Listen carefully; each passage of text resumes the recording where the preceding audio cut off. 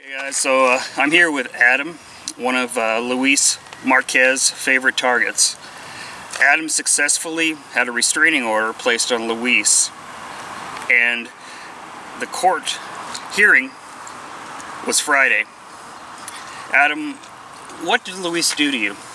Well, Luis had targeted me as a white supremacist Nazi because of his racial hate speech in my store where I work, and I've asked him to stop doing his ridicule, and after he decided to do that, or after I did that, he decided that he was going to take it upon himself to classify me as a Nazi, white supremacist, Trump supporter, which most of those I'm not. I might have voted for Trump, but it doesn't really matter because my vote didn't count, because our electoral votes did not go towards Trump. So therefore my vote didn't even go towards him. What specifically did he do? Would he come in and say stuff? Yeah, call you like Nazi? How he hated white people, and how anybody that supported Trump was a Nazi, and anybody, white people have had their time here, it's time for the minorities to take over. These type of speech type things, and actively getting people to try to be on his side and go out and do the protesting and the Nazi hunting that he claims that he does. Now, did he bother your customers as well? Yeah, he would go from Khalifa or from store to store trying to actively get people to be a Nazi hunter, or he would talk about how he hates white people and how they suppressed him for years, and use racial slurs, which those are things I usually choose to not listen to, so I can't remember exactly. Well, in a business, other people shouldn't be subjected to that anyway. That's just exactly. Decency. Well, there's a lot of customers that would go from store to store as well, going up and down Woodstock, and end up crossing paths with them. Well, after a while, people got tired of it and asked me to ask them to stop. So he was literally saying stuff to them outside of... He would say things to certain individuals, like Khalifa. He had targeted a few people to go with him in protests. He had targeted a few people. Khalifa is a marijuana dispensary. He also has done it at some of the restaurants around there that he would go in, and he would ask people at Super Torta or... a Mexican restaurant. Now, is he of... He's supposedly Hispanic and Native American. So he felt that because it was a Latino restaurant, that naturally they would feel the same way. Yeah. As a matter of fact, the funny thing is the encounter we had at Super Torta, where he threatened my life, the Super Torta guys had thrown him out, and he's not allowed back, and they like me, and they give me quite a bit of free food, or things like that, or hook me up, I guess, in a sense. Yeah. We talk, obviously, they don't see you as a Nazi or... No. Usually Nazis don't like Mexican food, I hear. Too spicy for them, or they're hamburger guys. Not white enough or something. Okay, well that's interesting. So did you call the police on some of these things, and did they come out and take any reports, or did they would come out, they'd write in their notebooks, never saw it's not actually written report. They would go visit him at his home. Luis would laugh, and he thinks it's funny because it's a big giant game for him. After a while,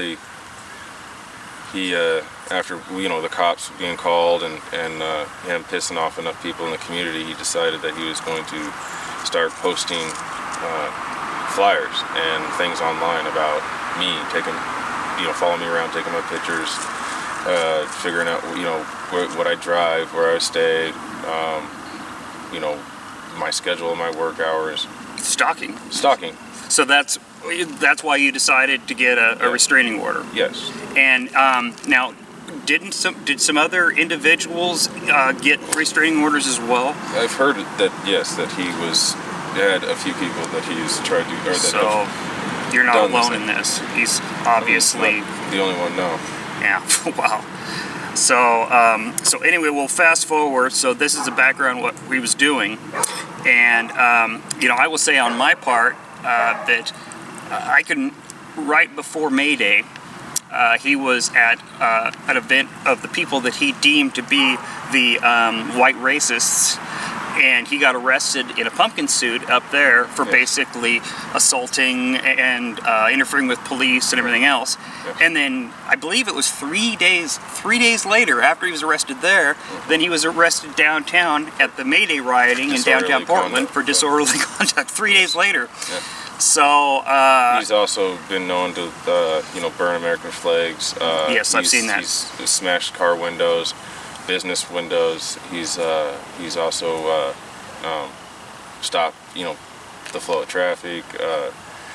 Basically has been a menace to society since Trump has become president. So is that kind of when you believe this, he began targeting you, was around? Yeah, sort of. I think that's when it happened, because me and him kind of used to hang out, as a matter of fact. I used to go to... Well, he supposedly is like, makes a living as a comedy witer, which... He's a contemporary artist. A contemporary artist, okay. So basically a Portland slacker. Yeah.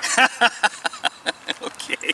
Okay, so let's go to the court hearing. Was this court hearing specifically to address the stalking order, or was it to that as well as his other arrests and stuff? No, it was just to address the stalking order, and unfortunately most of the evidence that I brought in that got me the first one got thrown out by the courts because we start fresh, and I not really know the court. So they wouldn't accept any obvious... Well, because there's videos of him out there. Yeah. There's your flyer that I personally have a copy of the flyer. Yeah, and I only brought the flyer. I didn't bring the videos and the other stuff that I had. This is Portland. Yeah, well, and I didn't go to law school, so I didn't realize that that when you talk to one judge and then you go talk to another judge, that whatever you gave and told the other judge doesn't matter anymore.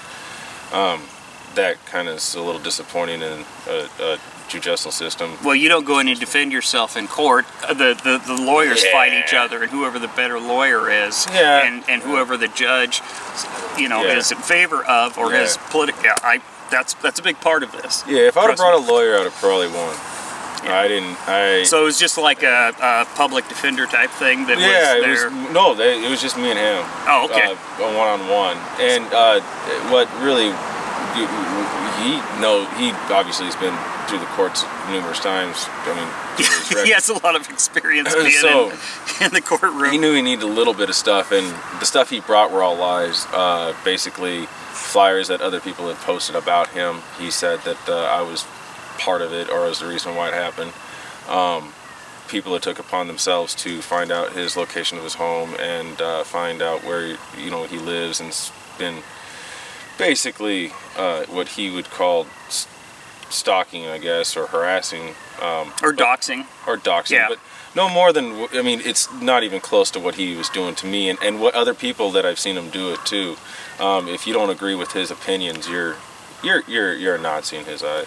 Well, yeah, and it's a way that the old pen is mightier than the sword deal. You know, you go and there's things that would get you arrested. You know, you can't get away with beating somebody to a pulp and not get arrested. But you can go out there and trash their life and make their name mud and lie about them. Exactly. And have the same effect, only more of a worse effect, because you can get over getting beat up, but, you know. Well, of course. I mean, the only thing getting beat up, you just lose a little bit of pride, but you still walk away. At the end of the day, what he did to me, you know, if anybody decides to fight me or attack me in any way, I have to make. You'll have the presumption of guilt. There's two choices.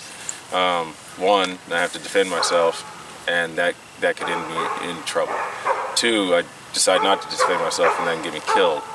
So, you know, the two options I look at, you know, unless I find right on that fine line of that third one of being able to still defend myself and somehow miraculously stay out of trouble.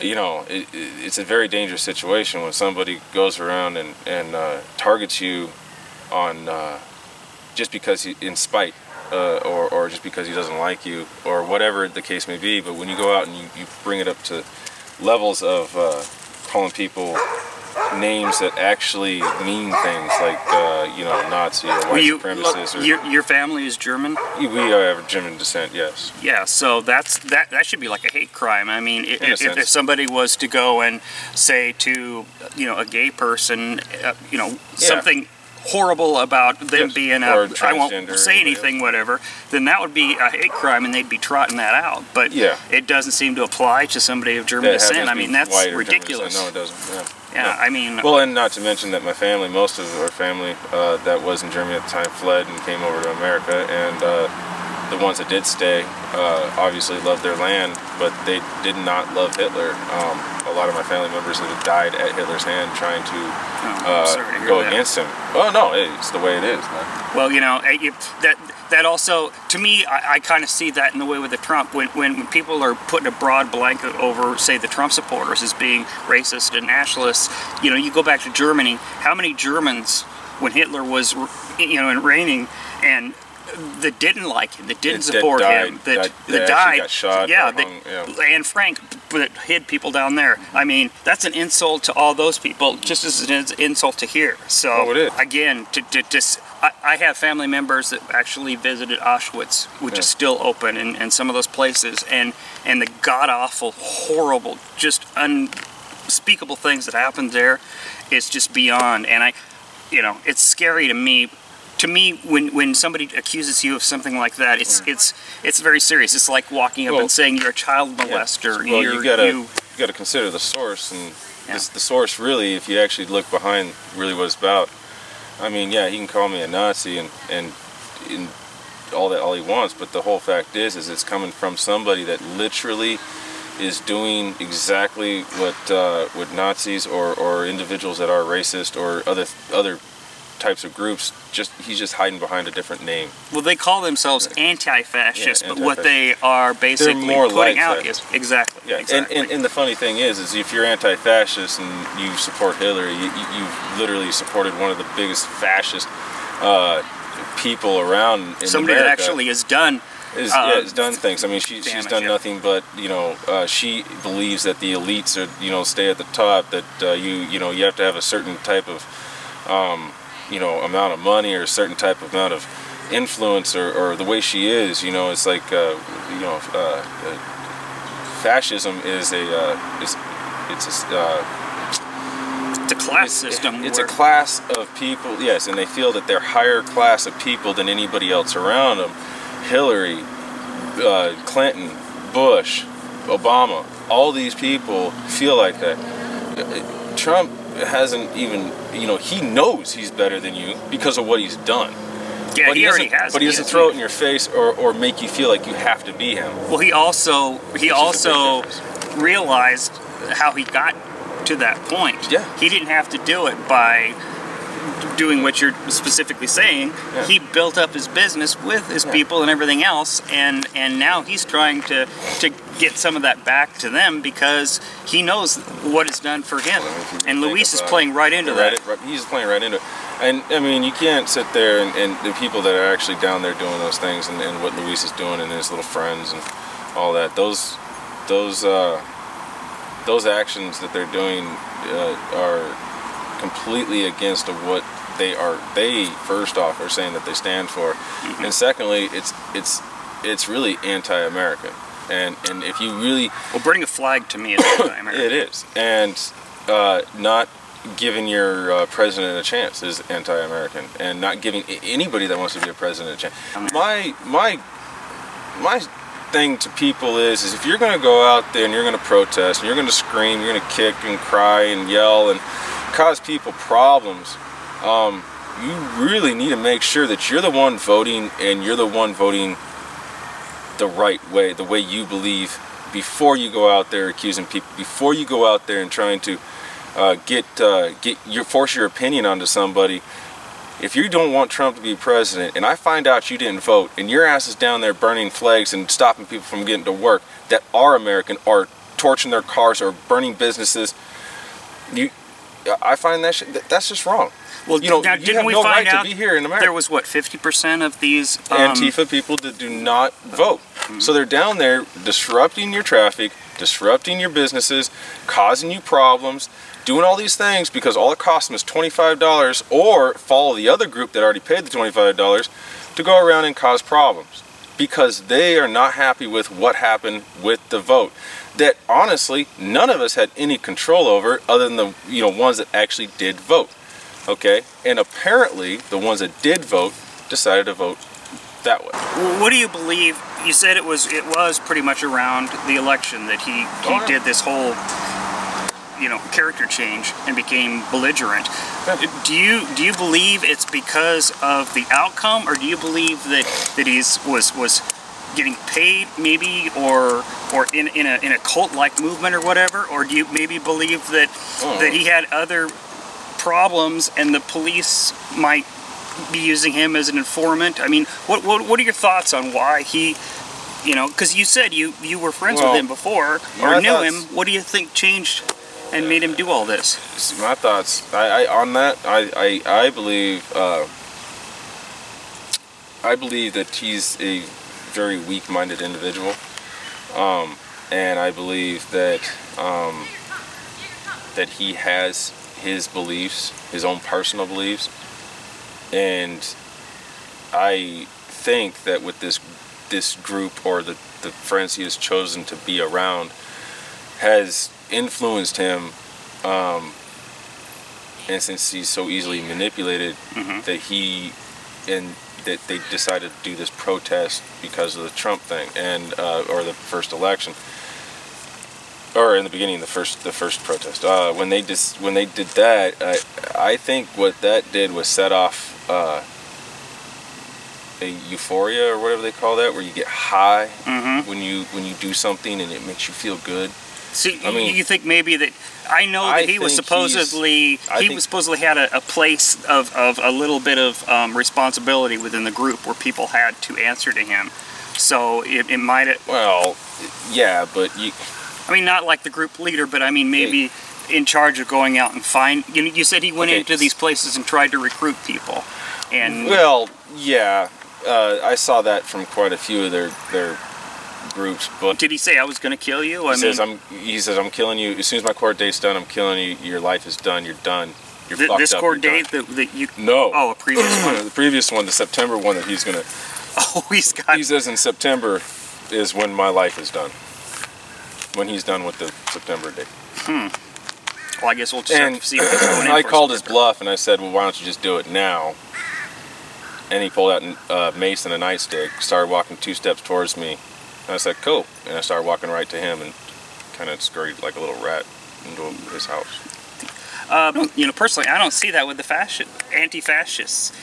It's an oxymoron, anti-fascist, because they're basically doing the same thing. Well, yeah, they're doing the same thing, and they go against what they believe, and but